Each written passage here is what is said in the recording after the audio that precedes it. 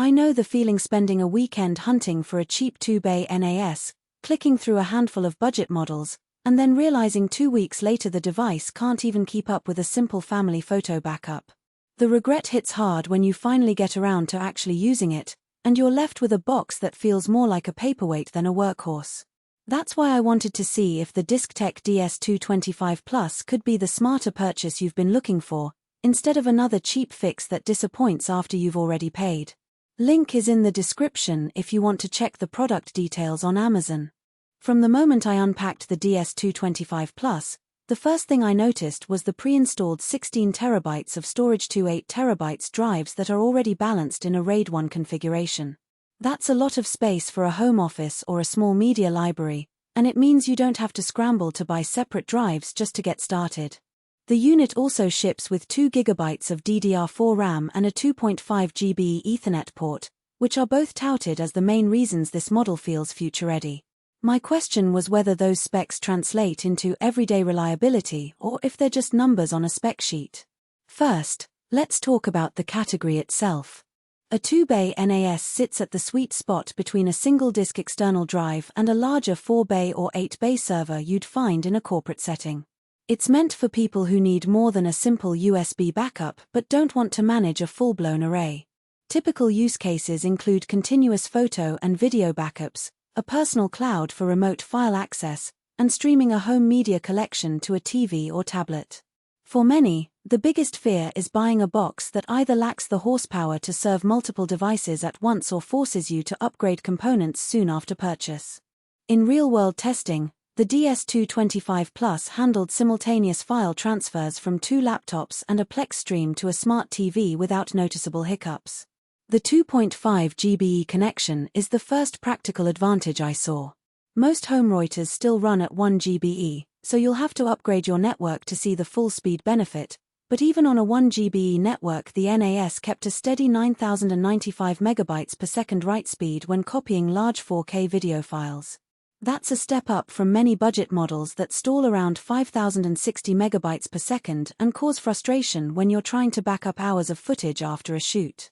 The 2 GB of RAM might look modest, but DiscTech has paired it with a fairly efficient ARM-based processor.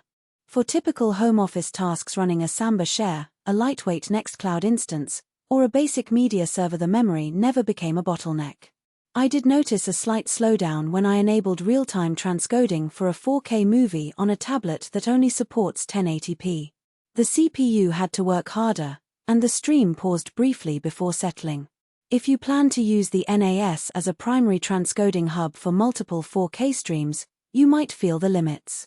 Adding an SSD cache would help, but the DS225 Plus doesn't support caching out of the box, which is a trade-off you need to weigh. Drive compatibility is another point that often trips up buyers. The DS225 Plus officially supports 3.5-inch SATA drives, and the 2 pre-installed 8 TB units are hot swappable, meaning you can replace a drive without shutting the system down. I tried swapping one of the drives with a 6 TB Western Digital Red, and the system recognized it instantly, rebuilding the RAID without any manual intervention. That plug-and-play simplicity is a real benefit for folks who aren't comfortable with command-line RAID tools. However, the unit does not support NVMe drives, so if you were hoping to future-proof with ultra-fast storage, you'll need to look elsewhere. Now, who should actually buy this NAS? If you're a remote worker who wants a private cloud for documents, photos, and occasional video editing files, the DS225 Plus gives you a solid, low-maintenance solution. The built-in RAID 1 mirrors your data automatically, so you get redundancy without having to set up separate backup software. Families with a growing photo archive will also appreciate the 16 TB capacity right out of the box. No need to buy external drives and shuffle them around. Small creative studios that need a central repository for project files, but don't require heavy-duty transcoding or virtualization, will find the performance more than adequate.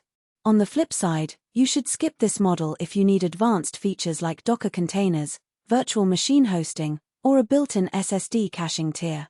Power users who plan to run multiple Plex transcoding jobs simultaneously, or who want to host a full-blown Nextcloud with many concurrent users, will quickly feel the strain of the 2 GB RAM and the processor's limited headroom. Likewise, anyone who already has a 10 GBE network and wants to squeeze every last megabit out of their NAS will be disappointed, as the 2.5 GBE port is the fastest the unit offers. One practical weakness that became evident after a few weeks of use is the lack of a dedicated UPS, uninterruptible power supply, integration.